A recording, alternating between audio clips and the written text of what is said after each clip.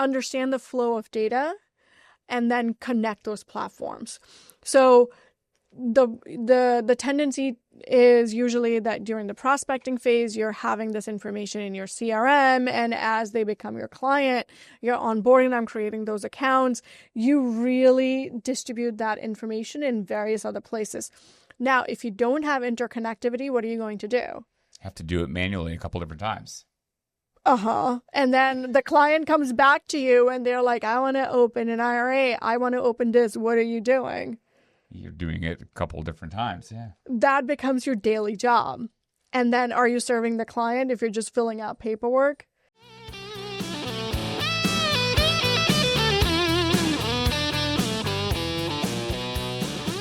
Welcome to Advisor Talk with Frank LaRosa, brought to you by Elite Consulting Partners. It's the only podcast offering unfiltered guidance and a direct advice for all things concerning financial advisors, RIAs, and the practitioners in the wealth management business. And now, welcome to the show.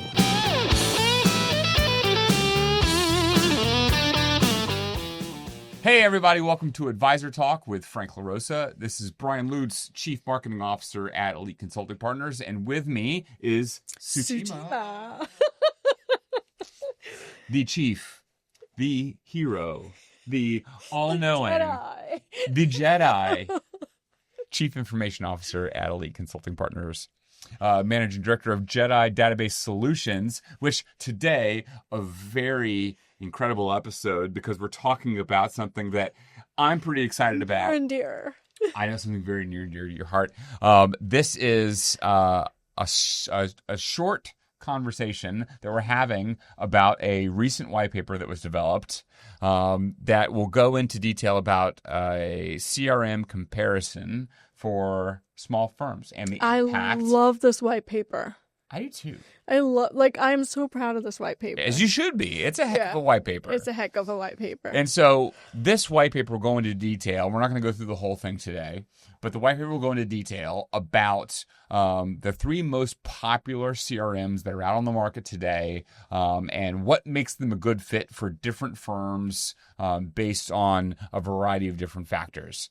But since we're not going to get into all of the different data sets that are covered in this white paper, highly encourage you to go to the website, JEDIDatabaseSolutions.com, click on resources, download this white paper. It's going to be a great read as you're meeting with friends and family over the holidays. Yeah. Yes. Yeah, I mean, it's what I want under my Christmas tree. All right, so listen, I think one of the things that I was the most excited about talking about in this white paper was analytics and reporting, and then integration and connectivity. Two topics that we talk about most frequently, but I think for the listening audience, important to talk through a lot of these things because there's going to be different needs for different size firms. But I think these two tables really kind of help people understand what makes a good decision of how to invest in a CRM solution. Yeah, I mean, listen, at the end of the day, what we did with this white paper is kind of really take a step back, see what we were seeing with the financial advisors, the prominent platforms they're leveraging today, and based on specific criteria and their requirements, which one may align best with their long-term goals. Yeah. Yeah. So the three CRMs that we're getting into, the white paper is going to get into Redtail, Wealthbox, Salesforce. Right. The majority of the platforms that you see out in the market today, these are not an exclusive list of all platforms that are out there. There are many, right? Yeah, so many. But in your conversations and I think in the conversations of many of the employees here at Elite, these come up most frequently. Yeah. Right? So, Sue, do us a favor and kind of give us a little bit of background on each one of these platforms at a high level, and then we'll get into the table and what makes them a good fit in each of their respective sections. Yeah, I mean, we're platform agnostic. So if an advisor is looking for, coming out of an Excel, they're new and young, growing, or just like a small, not really have a growth trajectory or not looking to grow, they're comfortable where they are. Redtail is a Redtail, they have less than, let's say, 200 clients as an example, not a lot of workflows, simplistic processes, I think Redtail is a great way to start kind of understanding what the value a CRM can provide, because it's on the cloud, it's accessible, from anywhere. And then you're able to store their KYC information. You could do some step-to-step workflows. You could do some simplistic reports, create filters, create basic templates. Great place to start. If you are a growth-minded advisor that is looking to grow in the next 3 to 8 years, Wealthbox is your place to be, which is essentially, integration, automation. They're actually just, released a AI note taker. So great place for growing firms and looking to grow firms or advisors. And then Salesforce, I feel like it's a cost-effective enterprise edition platform to advisors. And I say enterprise edition not because it's for enterprises, it's for the value it provides. It's such a full suite of features and functionality that if you have the budget for it, absolutely, it aligns for your use cases. It's the way to go. I love it when you give me dessert before dinner. No, a great recap of all three of those solutions. Let's get into kind of like why that recommendation makes sense for the advisor types that you just described. Yeah. And we'll start with analytics and reporting. So if you download this white paper, you'll see a very pretty box that has some red, some green in each one of the columns as it relates to these three platforms. Yes, thank you. So in Redtail, you'll see that the majority of the categories that are being referenced, whether they be reporting or dashboards, analytics, segmentation, or are limited or are not available, right? Yeah. But dig into some of the features within Redtail as it relates to analytics and reporting that might make it a good fit for advisors like you described. One of my favorite things in Redtail is their task management. It has really great way to track activity. It's integrate it kind of the UI of the contact or the client or the active clients. It includes their KYC. It includes their notes. The navigation is easy and simple. So I think the reports can be created. It's it's a little is perfect for basic use cases. It's perfect for basic simple use cases. Great. And then for advisors that are considering Wealthbox, there's more features and functionality within Wealthbox. Do you think people should start at Redtail and move to Wealthbox, or can people just go straight to Wealthbox if they're standing up their own RIA? That's a tough question. And I'll answer it the way I see fit best, obviously. I would say if you're looking to grow, go straight to Wealthbox. Because it would prevent you from spending twice to set up and configure a platform. The data migration, the adoption of the users, the data integrity, the automation, the workflows, cut the entire step that's unnecessary and go right to the goal that you're looking for, and really create the reinforced habits for adoption that you're looking for within your staff. What are some of the features within Wealthbox from an analytics and reporting standpoint that may not be available in Redtail? Dashboards, reports, right? So in Redtail, I find that you could create reports, but it's okay, create this filter, it's just, you can't put them on your homepage. And Wealthbox, you have dashboards you could create. It's not just templatized. You could just go in and create reports from scratch. And needless to say, from Salesforce, there's a high level of analytical ability within the platform. That's awesome. And Salesforce being the monster, I think a platform that even if you don't know much about CRM solutions that are out there today, you've probably heard the name before, right?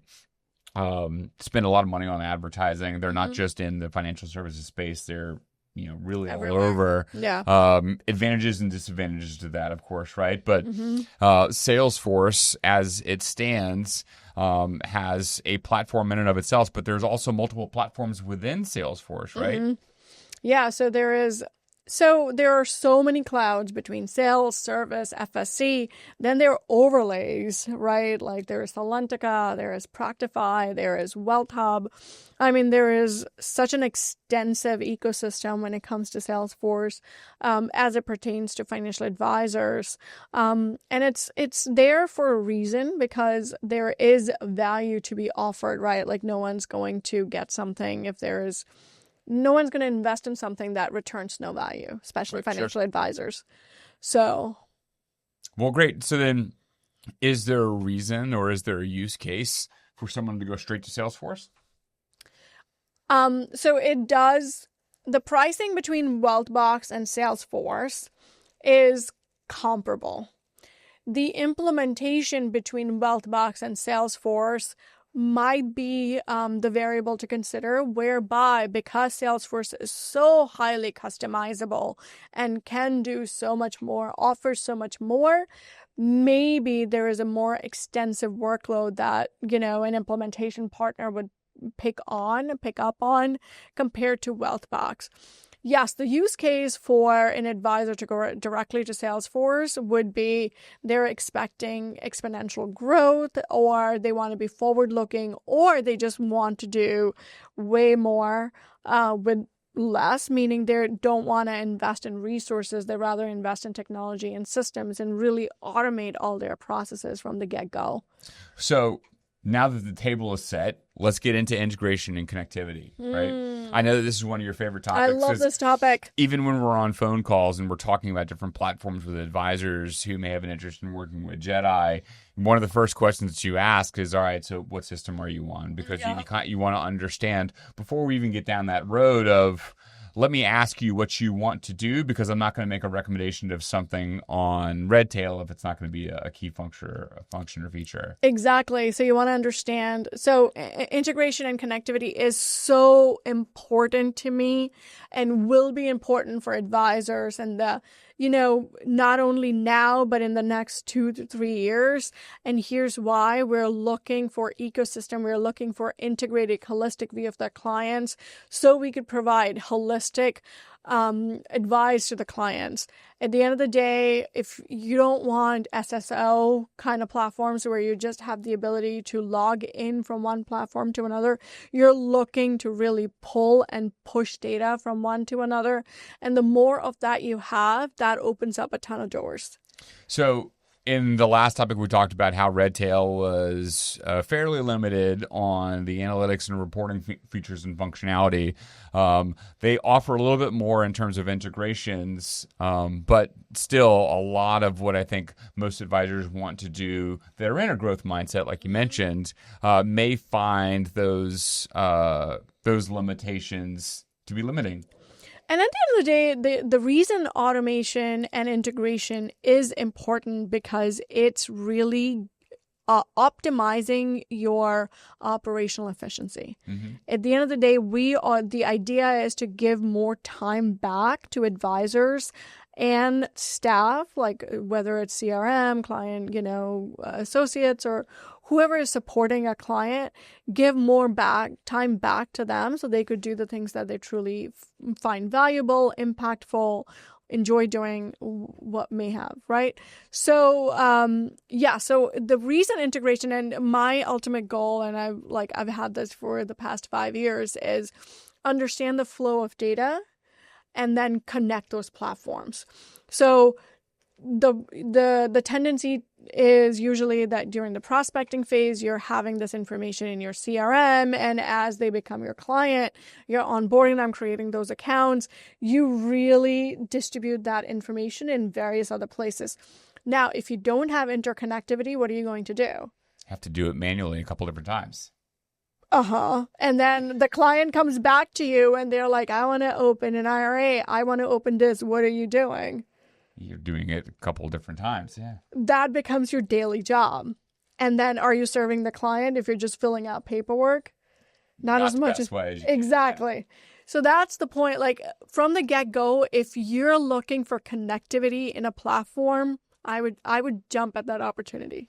Well, so one of the other things that we've talked about too, and I know that you're very passionate about, is having a 360-degree view of the client. Right? Yeah. And a lot of that comes from having connected systems all flowing into a single platform to where you have a full understanding of client needs and investment portfolios, financial planning tools. And these different solutions offer some limited views, and it may not be 360 degrees. Right. And as an advisor, you have to be comfortable with a 180-degree view, right? If someone's trusting you with, hard-earned or, if someone's trusting you with their wealth, you want to seem trustworthy and on top of what you're doing. I'll give you a very simplistic example whereby one of the clients that I worked with years ago had an email go out to one of their ultra high net worth client saying that, it's time to refi. And the client literally picked up the phone. This is how important I was to this client. Picked up the phone and said, the percentage that you're offering is way higher than where I'm at today. And it was an embarrassing moment for the financial advisor because not obviously what that implied, and I'm speculating, what that implied to the ultra high network client was not listening, not enough information, making judgment calls on outdated information, and then, taking time away from this ultra high network client who obviously is most likely on top of his game or her game. And then the advisor then has to admit, like, oh, sorry, that was a form letter. You're not important to me because I included you in a mass distribution. There you go. So, and that's so simple, right? That's such a simple thing. Right. Anything else in the integration and connectivity that you feel is important to kind of call out as it relates to things that have the highest impact for an advisor as it relates to some of these CRM solutions? At the end of the day, if you are able to connect to your custodian, and I'll keep repeating myself until my mouth turns blue, but if you're able to pull in information from your custodian, right? If you're able to get KYC information that removes a human from having to do that over and over again, then you can add, your financial planning, like what, if there are a certain strategy that you're deploying for tier 1 clients or tier 2 clients, you could do analytics. You could, as you're reconciling, make sure that you're reconciling and, keeping track of the reasons behind it. As you're researching for funds, you're keeping track of all of that. Integration is so important because you don't have to do the same thing multiple times. Well, and I'll finish kind of my last thought, which is basically your thought, so it's not even my original thought. I want you to talk about something that you've said to me that I think is really powerful, where data is an asset. Data is an asset. I don't think advisors think of it that way.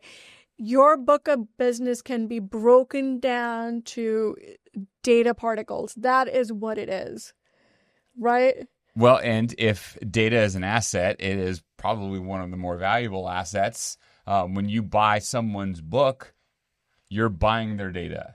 You're buying their data. And that enhances, if you have a succession plan or not, data enhances and systems and processes enhance your valuation when you do go down that path. So why not prepare for? At Future Proof, they were saying whether you sell it or not, right? One of the breakout session was run your business as if you were selling it tomorrow. Buyers will pay more for good data, and large enterprise buyers, institutional buyers, are looking for deals and looking for practices where integrations with their practice are going to be easy. And more than likely, those institutional buyers are going to be on a platform like a Wealthbox or a Salesforce or something along those lines. Yep. I couldn't have said it better. There you go.